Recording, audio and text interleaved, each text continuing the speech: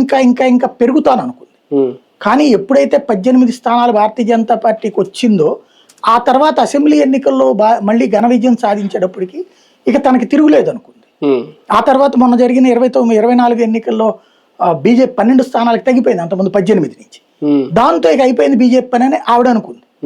కానీ పార్లమెంట్ ఎన్నికల్లో ఓటమి తర్వాత భారతీయ జనతా పార్టీ సీరియస్ గా ఎఫర్ట్ పెట్టింది, లోపం ఎక్కడుందో వెతికింది.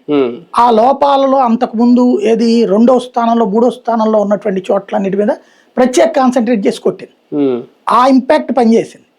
ఇప్పుడు మమతా బెనర్జీకి మొట్టమొదటిసారి ఆవిడ జీవితంలో సఫర్ అవుతున్నది ఏంటంటే పార్టీ ఆవిడ చేతిలో జారిపోయింది. ఎమ్మెల్యేలు చీలిపోయారు 64 మంది, 80 మందిలో 64 మంది విడిపోయారు. అట్లాగే పార్లమెంట్ సభ్యులు 29 మందిలో 20 మంది చీలిపోయారు. ఇంకొక ఇద్దరు కూడా అంటున్నారు. రాజ్యసభలో 4 రాజీనామా చేశారు, మిగతా 9 మంది అదే బాటలో. టోటల్ గా ఈ మాటనే ఓడేవడయ్యా అంటే ఇంతవరకు కళ్యాణ్ బెనర్జీ, అభిషేక్ బెనర్జీ, మహువా మైత్రా అనుకున్నారు.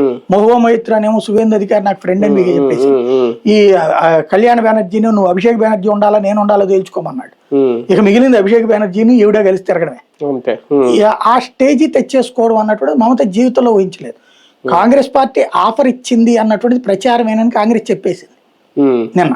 మేమేమి ఆఫర్లు ఇవ్వలేదు, కలిసి ఉండటం కూటమి గురించి అన్నాం. కానీ ఎందుకంటే ఏమని వచ్చింది నేషనల్ మీడియాలో, ఈవిడికి రాజ్యసభ ఇప్పిస్తారు,